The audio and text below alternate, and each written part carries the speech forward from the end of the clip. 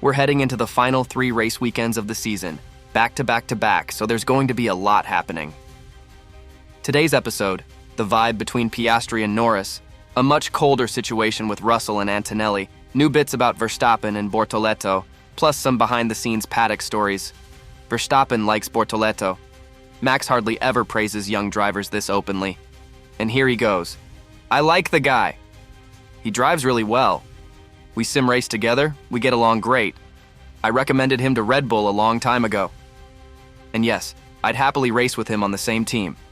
That's Verstappen talking, a guy who doesn't need anyone, which shows how seriously he rates Bortoleto. And the fact that Audi and Ferrari are already watching him, well, that makes this a pretty juicy telenovela. Staying with Red Bull, here's a topic that's going to keep coming back like a boomerang. Montoya said something everyone basically suspected. If Marco were the one making the decision, Tsunoda wouldn't be driving anymore. And honestly, I believe him completely. But the balance of power inside Red Bull isn't what it was 2-3 years ago. Mikis is turning into a guy who sees further than Marco, especially when it comes to Honda, Japan, and the team's marketing value. And the fact that Red Bull corporate has been making more and more decisions against Marco's wishes, that's not an accident either.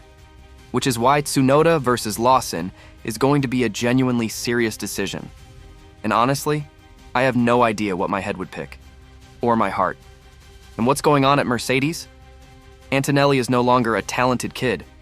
He's a threat. Antonelli said his relationship with Russell has changed, and it was so obvious that everyone somehow missed it. When a young driver shows up, drives cleanly but doesn't stand out, the older, experienced driver can be super nice. He can advise, help out, tell stories, be the friendly uncle in the garage.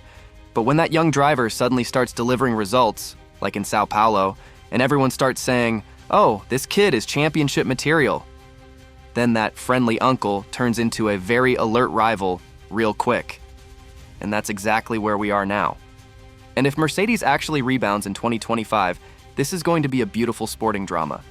Perez is popping up more and more often in F1 conversations, so let's check in on him.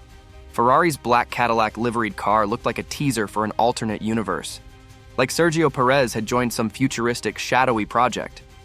But the test itself made total sense.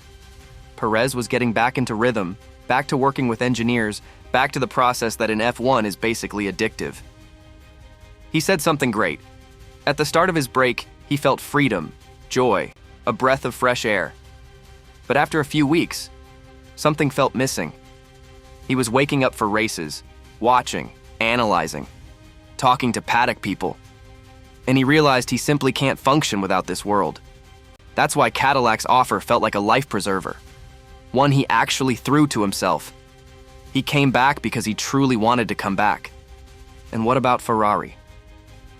Valsecchi shared a story almost nobody knew. Vettel admitted to him privately that he didn't know what to do to be faster than Leclerc. Not that he was doing something wrong, he just couldn't see a solution. That sounds like an echo of Hamilton's current situation. Lewis at Ferrari is almost exactly where Vettel was a few years earlier. Massive experience, huge authority. But suddenly, there's someone next to him who can't be tricked, pushed aside, intimidated. And Leclerc, being Leclerc, is quiet but deadly effective. And he has that unsettling trait. He gets stronger when someone tries to push him down. Valsecchi adds something more personal. Hamilton is a very closed-off person. Security detail, his own world, people in the paddock you can't talk to even if you want to. At 25, that doesn't bother you. But when you enter a new team with its own working style, habits, and tensions, suddenly you find yourself alone. That's why I think the 2025 season will be the decisive point of his career. Either he rebuilds himself, or we'll watch a star whose light slowly starts to fade. Damon Hill on pressure and the mental war. Piastri and Norris. Full control or just appearances? Hill said something everyone kind of knows, but it hits different when he says it. You can dream of fighting for a title, you can imagine it, but when it actually happens, nothing prepares you for it. That's absolutely true. You can have the best car, the best engineers, the talent, but the pressure of a world championship fight is a completely different sport.